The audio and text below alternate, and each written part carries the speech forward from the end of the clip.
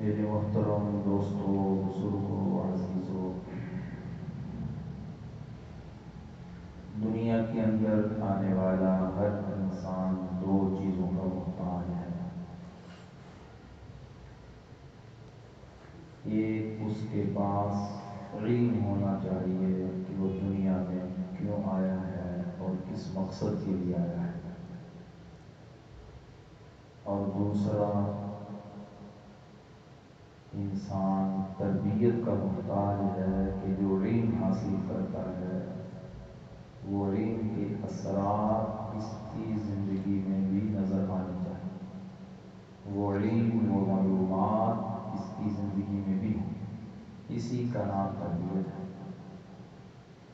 قرآن کریم میں رب العزت کا ارشاد ہے، اللہ اخرجکم من بطون امہاتکم لا تعلمون شیئا، کہ اللہ تعالیٰ نے تمہیں جاہل پیدا کیا ہے، لا تعلمون شیئا، تم کچھ جانتے ہی نہیں۔ انسان کے علاوہ اور مخلوق جو پیدا ہوتی ہے وہ علم لے کر آتی ہے۔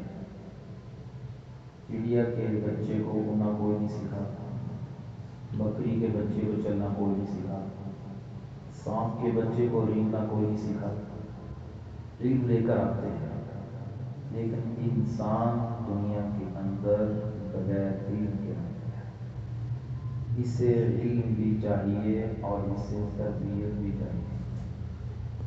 صرف علم کا ہونا بھی کافی نہیں ہے، اور صرف عمل کرنے کا جذبہ ہو، عمل کرنے کا شوق ہو، لیکن اسے پتہ ہی نہ ہو کہ میں نے عمل کرنا کیسے ہے، تو وہ بھی کافی نہیں ہے۔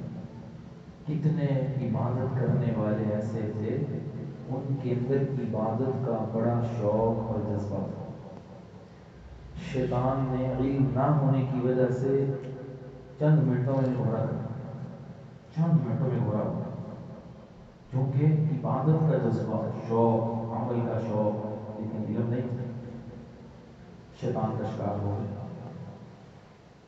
جیسا کہ واقعہ لکھا ہے، شیطان شام کو نا، حدیث میں آتا ہے کہ سمندر پہ اپنا ایک تخت لگاتا ہے اور کارگزاری لیتا ہے۔ اس کے چیلے اسے بتاتے ہیں کہ ہم نے فلاں فلاں گناہ کروائے ہیں، تو ہر ایک کارگزاری سنتا ہے، وہ دو شیطانوں سے بڑا خوش ہوتا ہے۔ ایک وہ شیطان جو اسے بتاتا ہے کہ میں نے میاں بیوی میں لڑائی کری ہے، اس سے بڑا خوش ہوتا ہے، اسے دھمکی دیتا ہے، معانقہ کرتا ہے، شاباش دیتا ہے۔ اس لیے میاں بیوی کی لڑائی بڑی خطرناک ہے، اللہ تعالیٰ کو سخت ناپسند ہے۔ اللہ پاک اس گھر سے رحمت کو روک لیتے ہیں جس گھر میں میاں بیوی ناراض ہوتے ہیں۔ اللہ اس لیے جلدی بیویوں سے ناراض نہ ہوا کریں، اس لیے کہ وہ عقل کی کچی ہیں، عقل کی تھوڑی ہیں۔ اللہ نے عورت کو ناقص العقل بنایا ہے اور مرد کو اللہ نے کامل العقل بنایا ہے۔ اب کمزوری تربیت نہ ہونے کی وجہ سے یہ ہے کہ یہ چاہتا ہے کہ جیسے میری عقل کام کر رہی ہے، میری بیوی کی عقل بھی ویسے ہی کام کرے۔ ایسا ہو نہیں سکتا۔ آپ اتنا بوجھ اس کے اوپر کیوں اٹھا رہے ہیں؟ اللہ نے اس سے اتنے بوجھ والی بنائی ہے، جس میں نہیں آتا کہ اسے ٹیڑھی پسلی سے پیدا کیا گیا، سیدھا کرنے جائے ٹوٹ جائے گی، سیدھی نہیں ہوگی، ٹیڑھی پسلی سے کام چلاؤ۔ لیکن آج جہاں گھروں میں لڑائی جھگڑے ہیں، اس کی بنیادی وجہ یہ ہے کہ وہ سیدھا کرنے کی کوشش کر رہے ہیں، سیدھی ہو گئی ہوگی، کیسے ہو جائے گی؟ اللہ کے نبی نے بتا دیا۔ اس لیے اس کی بڑی نحوست ہے، اللہ نے اسے ناقص العقل بنایا ہے، اسی کے مطابق یہ سمجھنا چاہیے کہ اس کی عقل اتنی، اس کی سمجھ اتنی ہے۔ اور اللہ نے مجھے کامل العقل بنایا، میں نے کامل العقل ہونے کی وجہ سے فیصلے کرنے ہیں، اور اس نے ناقص العقل ہونے کی وجہ سے بات کرنی ہے۔ اور کتنے احمق ہیں کارگزاری لوگ، آ کے پکڑتے ہیں، پٹائی کرتے ہیں بیوی کی، لیے عجیب بات ہے. نبی کریم صلی اللہ علیہ وسلم سخت ناپسند فرمایا کرتے تھے جب آپ کو پتہ چلتا تھا کسی نے اپنی بیوی کو مارا ہے, سخت ناراض ہوتا. بہرحال تو شیطان اسے شاباش دیتا ہے جو کہتا ہے میں نے میاں بیوی میں لڑائی کر دی. وَيَتَعَلَّمُونَ مِنْهُمَا مَا يُفَرِّقُونَ بِهِ بَيْنَ الْمَرْءِ وَالزَّوْجِ.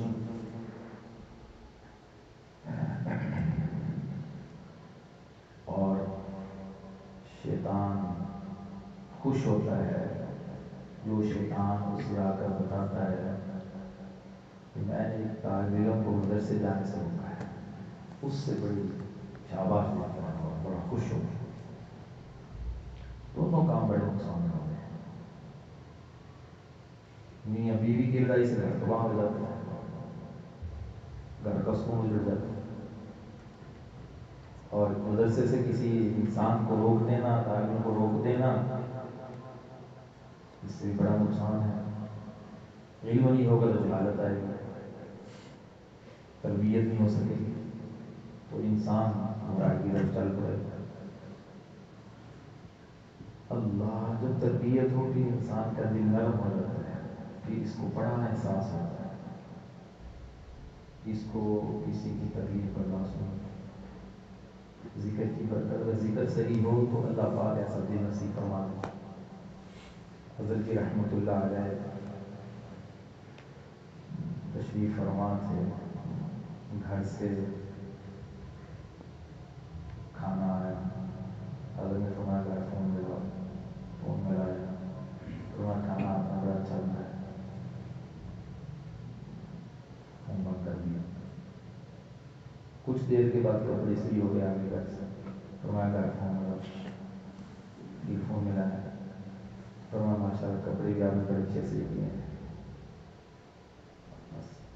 تو ایک قریب بیٹھنے والے بھائی نے, ساتھی نے سوال کیا کہ آپ بار بار فون کر رہے ہیں. حضرت نے فرمایا کہ گھر کی خواتین کتنی مشقت سے اپنے خاوند کی شوہر کی خدمت کرتی ہیں, گرمی کی شدت ہے اور اس میں استری کرنا کپڑے کوئی آسان کام نہیں.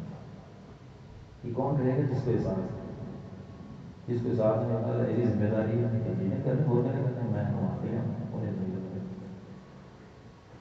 یہ ذمہ داری کپڑے سے ہی کرنا ذمہ داری کوئی کچھ ہوتا بھائی ہے.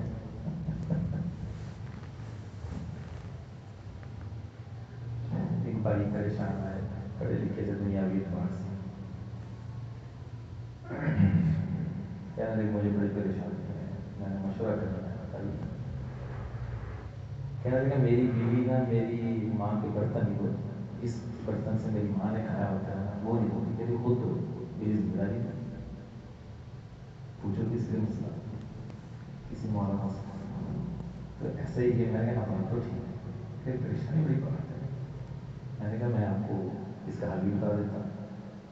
میں نے کہا جب بیوی بیمار ہو تو دوائی لے کے دینا آپ کی ذمہ داری نہیں, شریک ہو اس کے ابو جی دوائی لے کے, اس کو جا کے بتاؤ کہ محترمہ جب بیمار ہوگی دوائی کا مطالبہ مجھے نہیں, پیچھے فون کرنا, وہ آئیں گے آپ کو دوائی لے کر دیں گے, یہ میری ذمہ داری ہے.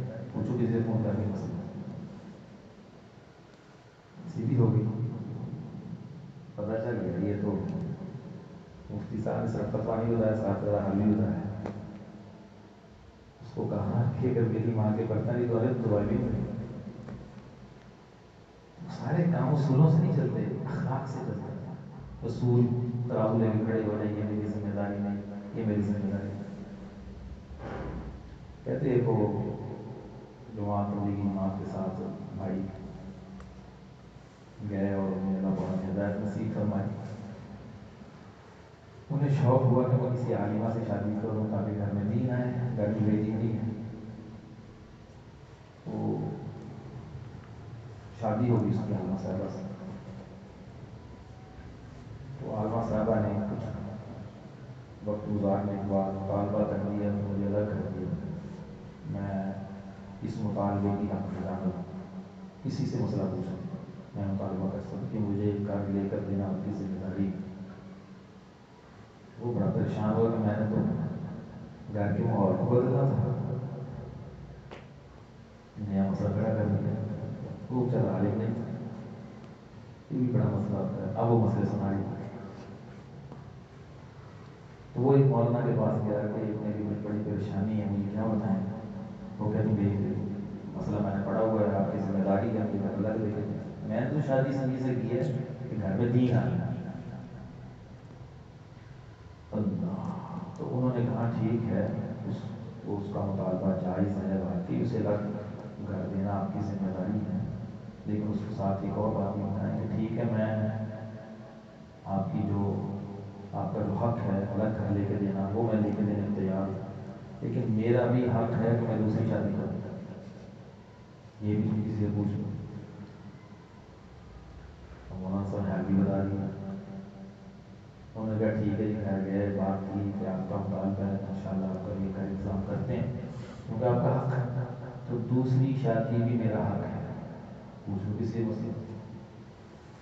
وہاں پاوا لکم من النساء مثنى، اللہ نے بات ہی مثنیٰ دو سے شروع کی، ایک کی تو بات ہی نہیں۔ عرب میں جس کی ایک بیوی ہوتی ہے نا اس کو یتیم کہتے ہیں، فقیر ہے، اتنے بیوی آپ پڑھ پڑھ کے رشتے دار شادی کرنی، پڑھو رشتہ کرنی آپ۔ ہاں یہ معاشرہ سارا ہندوؤں کے ساتھ رہا ہے نا، وہ ہندوؤں والی باتیں ساری، اور کسی مجلس میں دوسری شادی کی بات ہو کیا مولوی صاحب پتہ نہیں کہ نمی کے نہ رہے تھے، یعنی ایسا شریعت کے حکم کو ایسا معیوب بنا دیا، ایسا معیوب بنا دیا، تو اس کو تیسری دنیا کی بات سمجھ، پتہ نہیں کون سی باتیں کرتے ہیں، پتہ نہیں دوسری شادی کی باتیں کہاں سے آتی ہیں، کیا ہو گیا، کچھ بھی نہیں، قرآن کی بات کر، سورۃ النساء کی بات کر، بس کیوں؟ ان کے اثرات ہیں، غیروں کے اثرات ہیں دلوں کے اوپر، دماغ میں چھائے ہوئے ہیں۔ جہاد کی بات کرو کسی مجلس میں تو جہاد کی بات کرتے ہیں، اچھا یہ نہیں بات کر رہے ہیں۔ کتنی چیزیں ایسی ہیں کہ یہ مسلمانوں کی زندگیوں سے نکلی ہیں، ان کے ساتھ رہنے کی وجہ سے ایسے ذہن تبدیل ہوئے، اب وہ کوئی عالم اس بارے میں بات بھی کرتا ہے تو حیران ہوتے ہیں، عجیب ہوتی ہیں۔ حضرت مولانا اسلم شیخ پوری رحمۃ اللہ علیہ بہت بڑے عالم ہوئے، قرآن کی بڑی خدمت کی، قرآن کی تفسیر لکھ رہے تھے، 17 پارے لکھے تھے تو شہید کر دیے گئے، بڑا کام کیا قرآن کی خدمت کا۔ وہ کہتے میں نے دوسری شادی کر لی تو میں اپنے گاؤں گیا، شیخو پورا کہتے کام کراچی میں کرتا، کام سے بچپن سے ہی پیدائشی معصوم تھے، ان کے شاگرد انہیں اٹھا کے لے کے جاتے تھے، بچپن سے آگے نہیں تھی، کمزور تھی، معذور تھی۔ کہتے ہیں مجھے، میں مسجد میں نماز پڑھنے گیا تو میری مسجد میں گاؤں کی بابے آپس میں باتیں کریں کہ یار دیکھو یہ اسلم لنگڑے گیا نا، 2 شادی کر لی، یہ مجبور سمجھے کہ دیکھو کیا بات ہے، یہ کیا وجہ کیا ہے؟ اثرات کس کے ہیں؟ اسلام کے نہیں۔ حضرت گنگوہی رحمۃ اللہ علیہ نے لکھا ہے کہ جو دوسری شادی کو معیوب سمجھتا ہے اسے کلمہ دوبارہ پڑھنا چاہیے، اس نے اللہ کے حکم پہ اعتراض کیا، وہ خارج اسلام سے۔ اللہ کے کسی حکم کو معیوب سمجھنا اسلام سے خارج کر دیتا ہے، اللہ کے نبی کی کسی سنت کو حقیر سمجھنا اسلام سے خارج کر دیتا ہے۔ ایک بڑا بڑا گناہ گار ہے، وہ کہتا میں گناہ گار ہوں، لیکن وہ معیوب نہیں سمجھتا اللہ کے کسی حکم کو، کسی سنت کا مذاق نہیں اڑاتا، کسی سنت کو حقیر نہیں سمجھتا، وہ کافر نہیں ہوگا، گناہ گار ہے، لیکن حقیر سمجھنے والا اسلام سے خارج ہو جائے۔ اللہ، تو اس نے کہا جی مجھے حق حاصل ہے کہ میں دوسری شادی کروں، اس نے کہا جی میں اپنا حق چھوڑتی ہوں، اس نے میں بھی اپنا حق چھوڑتا ہوں، زندگی گزرنے لگ ختم ہو گئی بات۔ تو علماء مسئلہ بتاتے بھی ہیں، اس کا متبادل بتانے کی کوشش بھی کرتے ہیں تاکہ مسئلہ بھی حل ہو جائے۔ بہرحال میں عرض کر رہا تھا جب انسان کا دل اللہ کے ذکر کی برکت سے نرم ہوتا ہے، احساس دل میں آتا ہے تو یہ چیزیں ختم ہو جاتی ہیں۔ حضرت خواجہ غلام حبیب رحمۃ اللہ علیہ چکوال کے بڑے اللہ والے تھے، حضرت پیر نقشبندی دامت برکاتہم العالیہ کے شیخ تھے، فرماتے میری بیوی مجھے وضو کرا رہی تھی، کسی وجہ سے میں نے تھوڑا سا اسے ڈانٹا، تو میں مسجد میں نماز پڑھانے گیا، رستے میں میرے دل میں اتنا بوجھ تھا کہ میں نے اپنی بیوی کو ڈانٹا، میں اس دل کے ساتھ نماز پڑھاؤں گا، اس حالت میں نماز پڑھاؤں گا، میں انہی قدموں واپس آیا، اس سے معذرت کی، پھر جا کے میں نے نماز پڑھا۔ اتنا دل نرم ہو جاتا ہے کہ سانس دل میں آ جاتی ہے۔ تو دوسری میں بات کر رہا تھا، شیطان خوش ہوتا ہے کہ جو شیخ اس کا چیلا طالب علم کو مدرسے جانے سے روکتا ہے، تو پتہ چل گیا کہ جو مدرسے جانے سے ہیلے بہانے کرتے ہیں ان کے پیچھے کون لگا ہوتا ہے؟ کا چیلا لگا ہوتا ہے، کرو بڑا ہے گڑبڑ کا بھی چلتا ہے، یہ پتہ ہو۔ تو شیاطین نے سوال کیا اپنے سردار سے، آپ اس کو کیوں خوش ہو کے ملتے ہیں، کیوں شاباش دیتے ہیں اور بڑا تبکی دیتے ہیں، وجہ کیا ہے؟ انہوں نے بڑے بڑے گناہ کرائے، بڑے بڑے گناہ کرائے، ہمیں تو شاباش دی۔ اس نے کہا میں تمہیں بتاؤں کہ مدرسے جانے والے کو روکنے کا مجھے کتنا فائدہ اور کتنا نقصان ہے۔ اس نے کیا کرنا تھا؟ وہ ساری جماعت کو، شیاطین کی جیلوں کو لے گیا ایک عابد کے پاس، جس کے پاس علم نہیں تھا، بیچارے کے پاس صرف عبادت ہی کرتا تھا۔ وہ رات کو لگا ہوا تھا عبادت کرنے، ذکر اذکار کرنے۔ وہاں جا کر اس نے روشنی ڈالی اور بابا جی سے کہا، بزرگ کہ میں خدا تعالیٰ ہوں، آپ نے بڑی عبادت کر لی ہے، ہمارے فرشتے آپ کی نیکیاں لکھتے لکھتے لکھتے تھک گئے، مہربانی فرمائے گھر تشریف لے جائیں۔ رجسٹر پڑھ گئے، کہاں لکھے آپ کی نیکیاں، آپ تو اتنے سالوں سے عبادت کر رہے ہیں۔ بابا جی سمجھ گئے، وہاں تو ٹھیک ہے، 75 سال گزر کے عبادت کرتے ہوئے، تو وہ سب پہلے اللہ کے رشتے ختم ہو گئے، رشتے تھک گئے، اٹھے گھر چلے گئے، فجر کی نماز میں نہیں، زور میں نہیں، امام صاحب پریشان، نمازی پریشان، حضور کہاں چلے گئے، زندگی میں نماز نہیں چھوڑی، گھر چلے پتہ کریں۔ اس نے کہا تو خدا تعالیٰ کی زیارت ہوئی، تشریف لائے اور آواز آئی مجھے کہ میں خدا تعالیٰ ہوں، بہت عبادت کر لی ہے، اب عبادت ختم کر دو، میں تو اس لیے عبادت چھوڑ کے بیٹھا ہوں۔ وہ مولوی صاحب کہنے لگے کہ جو میں بابا جی پاگل ہو گئے، کمڑے ہو گئے، کہ اللہ تعالیٰ اس طرح تو کہہ نہیں سکتے، کہتا نہیں مجھے خود کہا ہے، میں اتنے سالوں سے عبادت کر رہا ہوں، کر گیا برا شمار، لمحے میں مرا گیا، نمازیں قضا کروا دی۔ تو پھر اس نے کہا آؤ میں تمہیں ایک اور جگہ لے کے چلتا ہوں، چلا گیا۔ رات کے 12-1 بجے عالم نے صبح سے اٹھ رہا ہے تو وہ مطالعہ کر رہا ہے، اس نے کہیں جا کر یہی گھر پہ وہاں، تو عالم نے کہا اعوذ باللہ من الشیطان الرجیم لا حول ولا قوۃ الا باللہ، پڑھ گیا۔ اس نے دیکھا یہ اس نے بننا تھا، اس کے اوپر میرا داؤ کیسے چلا اور اس کے اوپر نہیں چلا، اس کے پاس علم تھا، اس کو پتا ایسا ہو نہیں سکتا۔ ایک بندہ نماز پڑھ رہا تھا، ان کے پاس ایک مولانا سے ہو رہے تھے، اس نے شیطان سے کہا نمازی کے دل میں وسوسہ ڈالو اور اس کی نماز خراب کرو۔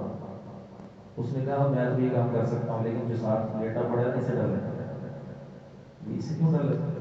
کہتا جتنی بار وسوسہ ڈالوں گا وہ سلام پھیر دے گا، اسے مسئلہ پوچھے گا، یہ اسے حال بتا دے گا، تو پھر پڑھنے لگے، ماں نہیں چھوڑنی تھی، میں صرف وسوسہ ڈال کے نماز توڑوا سکتا ہوں، لیکن مسئلہ پوچھ لے گا یہ کیا صورتحال ہے، یوں ہو گیا، صحیح صاحب بنتا ہے یا نہیں بنتا، دوبارہ پڑھو نہ پڑھو، یہ صرف پوچھنے رہے گا، نماز پڑھ گیا ڈائری سے۔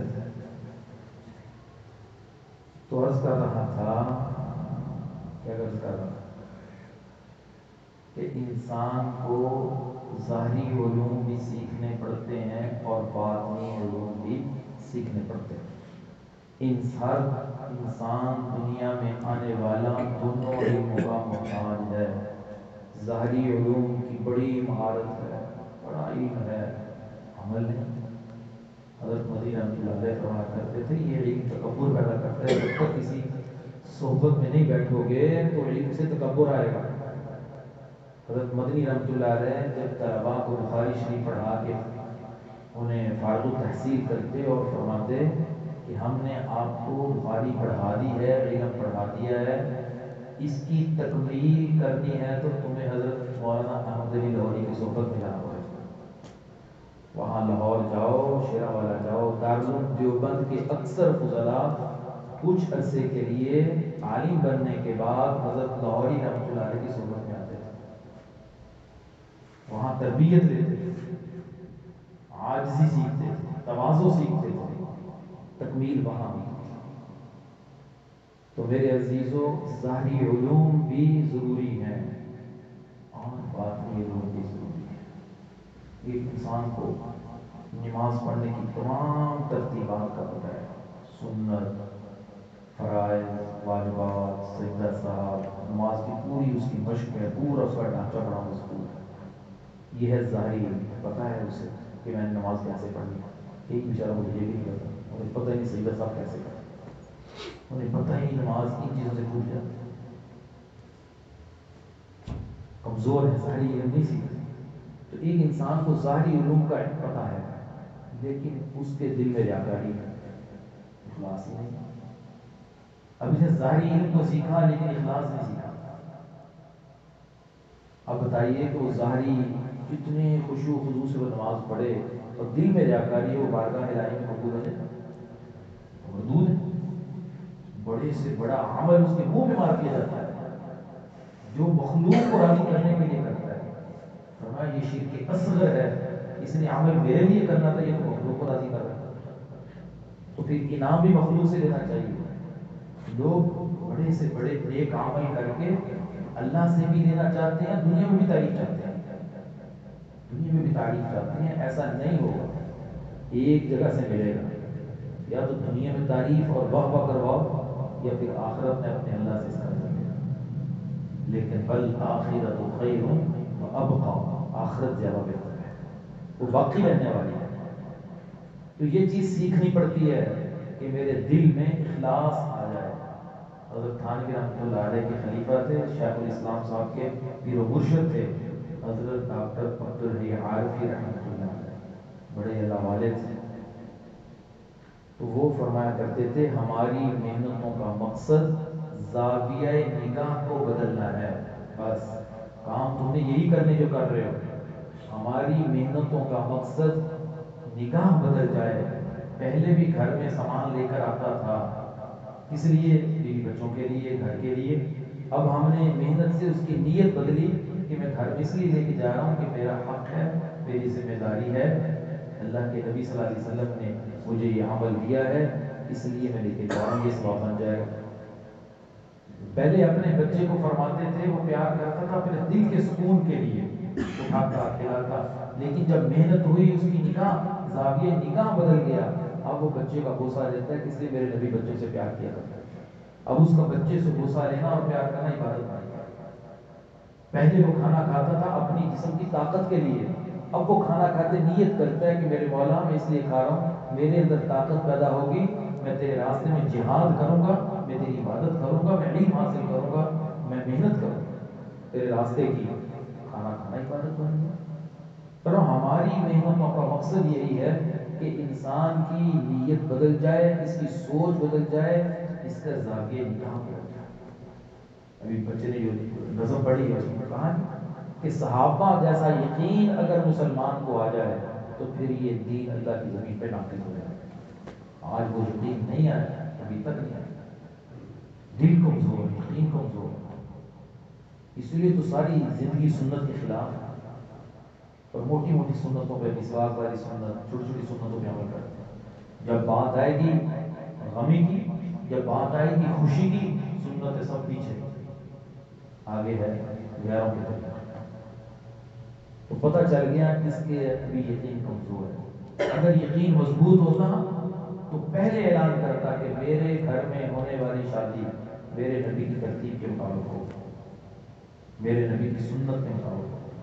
میرے گھر میں غمی آئی ہے، اس غمی پہ میرے نبی کا کیا عمل تھا، میں تو اس کے مطابق کروں گا، ایک لمحہ بھی آگے پیچھے نہیں ہوگا۔ یہ علامت اور نشانی ہو کہ اس کے دل کا یقین بدلا ہوا۔ تو ظاہری علوم سیکھنے کے لیے ہمارے مشائخ نے مدارس کا نظام بنایا، اور باطنی علوم کی محنت کے لیے مشائخ نے خانقاہیں بنائی۔ خانقاہوں کا اسلام کی خدمت میں بڑا کردار ہے، اس لیے جامعہ عبیدیہ کا اجتماع تھا، حضرت مولانا عبدالحفیظ مکی رحمۃ اللہ علیہ، مولانا ذکریہ رحمۃ اللہ علیہ کے خلیفہ تھے، اللہ کے نیک بندے تھے۔ انتقال ساؤتھ افریقہ میں ہوا، دین کی خدمت کے لیے، دعوت کے لیے وہاں گئے ہوئے تھے، وہاں کا بڑا حلقہ تھا مریدین کا، اللہ کے نام کی مجالس کے لیے گئے ہوئے تھے، وہاں انتقال ہو گیا، اور قبر جنت البقیع میں لگی، جنازہ مسجد نبوی میں۔ ایسے لوگ بھی اللہ کے نیک بندے کہاں فوت ہو رہے ہیں اور تدفین کہاں ہو رہی ہے۔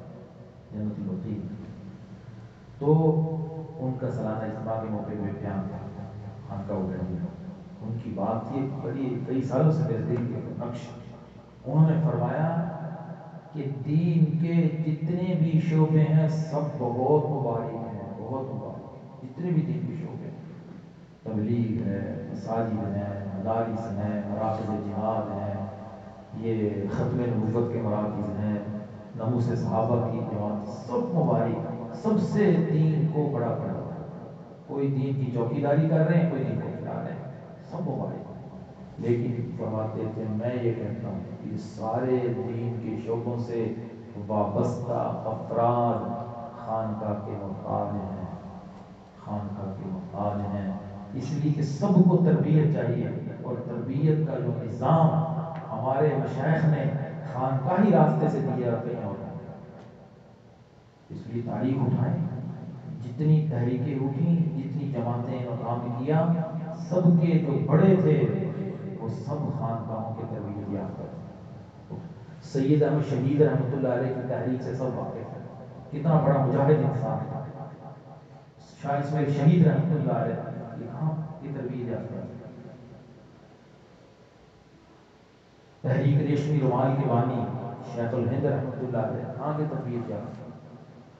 دارالعلوم دیوبند کی بنیاد رکھنے والے حجت الاسلام مولانا قاسم نانوتوی رحمۃ اللہ علیہ حاجی امداد اللہ معاذ مکی کی خانقاہ کے تربیت یافتہ.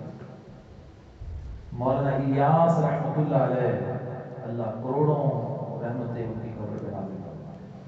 اتنا بڑا کام کیا، سب جانتے ہیں، بتانے کی ضرورت نہیں. لیکن حضرت رائے پوری رحمۃ اللہ علیہ کی خانقاہ اور حضرت مولانا خلیل احمد سہارنپوری رحمۃ اللہ علیہ کی خانقاہ کی تربیت یافتہ. تو یہ بڑی بات ہے. انہوں نے فرمایا یہ بات میں نے ایسے نہیں کہی، میں نے ایک حدیث کی وجہ سے بتائی. انہوں نے وہ حدیث سنی، فرمایا حدیث میں آتا ہے نبی کریم صلی اللہ علیہ وسلم کے پاس ایک صحابی تشریف لائے، آپ کی عرض کرنے لگے یا رسول اللہ، نماز پڑھنے والے تو سارے ہیں، نماز پڑھ رہے نمازی، لیکن مجھے یہ بتائیے کہ نمازیوں میں سب سے افضل کون ہے؟ تو آپ نے فرمایا نمازیوں میں سب سے افضل وہ ہے جو اللہ کا ذکر زیادہ کرتا ہے. پھر اس نے روزے داروں کے متعلق پوچھا، پھر حج کرنے والوں کے متعلق پوچھا، زکات دینے والوں کے، اللہ کے نبی کی جہاد والوں کے بارے میں پوچھا. آپ کی زبان مبارک پہ ایک ہی جواب تھا، جو زیادہ ذکر کرتا ہے، جو زیادہ ذکر کرتا ہے، جو زیادہ ذکر کرتا ہے وہ سب سے افضل. فرمایا یہ حدیث بتلائی اور ذکر کی کثرت نصیب ہوتی ہے اس راستے سے. دیکھ لیں ہماری زندگی کا تجربہ ہے، جب ہم اس راستے میں نہیں تھے ہم ذکر کیا کرتے ہیں، جب اس لائن میں آئے تو اللہ ذکر کرنے کی توفیق ہوئی، اللہ کی توفیق سے ہوا. لیکن یہ راستہ ذریعہ بنا ہے اللہ کے نام کا زبان پہ جاری ہونے کا. حضرت بخوری رحمۃ اللہ علیہ سے کسی نے کہا کہ ذکر تو کرتے پتہ نہیں فائدہ ہوتا نہیں ہوتا. فرمانے لگے تیری زبان کو اللہ نے اپنے نام میں مشغول کر دیا، تجھے فائدہ نہیں لگا؟ فائدہ نہیں، تیرا ایک عضو اللہ کی یاد میں مشغول ہو چکا ہے، یہ فائدہ ہی ہے. لوگ ترس رہے ہیں، پورا دن گزر جاتا ہے، انہیں ایک تسبیح یقین کریں کلمہ طیبہ کی نصیب نہیں ہوتی، ایک تسبیح انہیں درود پڑھنا نصیب نہیں ہوتا، انہیں اللہ کے گھر کا ایک سجدہ نصیب نہیں ہوتا. ترس رہے ہیں. ایک بھائی مجھے کہنے لگے مفتی صاحب میں آپ کی مسجد میں نماز پڑھنے آتا ہوں، نماز پڑھے بغیر چلا جاتا ہوں، گھر سے نیت لے کے آیا نماز پڑھنے کے رب کو سجدہ کروں، لیکن میں ویسے واپس چلا جاتا ہوں، مجھے بتائیے مجھے کیا ہوا؟ یہ سچا واقعہ ہے. ایک اور ساتھی نے یہ بات کہی کہ مسجد آتے ہیں، مسجد کے قریب سے انہیں واپس چلے جاتے ہیں. اللہ نے ان کا آنا پسند نہیں فرمایا، تمہیں پسند فرمایا تو اپنے گھر میں بٹھایا، اپنے سامنے جھکنے کی توفیق بخشی. تو تم نے ایک مرتبہ اللہ کہا، بارگاہ الہی میں قبول ہوا تو دوسری مرتبہ کہنے کی توفیق ملی. اس لیے یہ نہ سوچا کریں کہ پتہ نہیں فائدہ ہو رہا ہے یا نہیں ہو رہا ہے.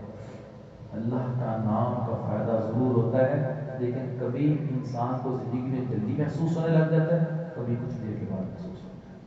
فائدے سے خالی نہیں ہے. اللہ تعالی ہمیں دونوں علوم حاصل کرنے کی توفیق بخشے. نیت فرما لیں کہ بنیادی طور پہ ہماری دعوت میں اکثر جگہ پہ یہ بات کر رہا ہوں، ہم یہ نہیں کہتے کہ تم سارے عالم بن جاؤ، سارے مفتی بن جاؤ. میں یہ کہتا ہوں اتنا علم تو سیکھو جس سے تمہیں پتہ ہو کہ ہمیں زندگی کیسے گزارے. اتنا علم تو ہونا چاہیے انسان کے پاس. وہ حلال حرام کا تو پتا ہو، جائز ناجائز کا تو اسے پتا ہو، زبان سے کہتے ہیں لیکن سیکھتے نہیں۔ علماء کے اہل علم کی مجلس میں جاتے ہیں جہاں علم کی باتیں ہوتی ہیں، کتنے مسائل حلال حرام کے جو اہل علم کی صحبت ہی پتہ چل سکتے ہیں۔ تو یہ علوم سیکھنا، ظاہری علوم یہ الگ ذمہ داری ہے، اور باطنی علوم پہ محنت کرنا ہماری الگ ذمہ داری ہے۔ اسی کا نام ہے تعلیم اور تربیت۔ تعلیم اور تربیت، تعلیم بھی ہو تربیت بھی ہو تو انسان کامل بنتا ہے۔ اگر ایک چیز ہے تو انسان کامل نہیں۔ ہم نے دونوں چیزوں پہ محنت کرنی ہے۔ ہمارے بڑوں نے جو ہمیں معمولات بتائے ہیں، پابندی سے ان کا اہتمام کر کے اپنے حالات اور کارگزاری پر سنانا، اور کارگزاری کے بعد جو ہدایت ملے اس سے حرز جان بنانا، اس سے انسان کی ظاہری اور باطنی دونوں ترقی حاصل ہوتی ہے، دونوں ترقی ہوتی ہے۔ اللہ تعالیٰ ہمیں ان باتوں کی سمجھ نصیب فرمائے۔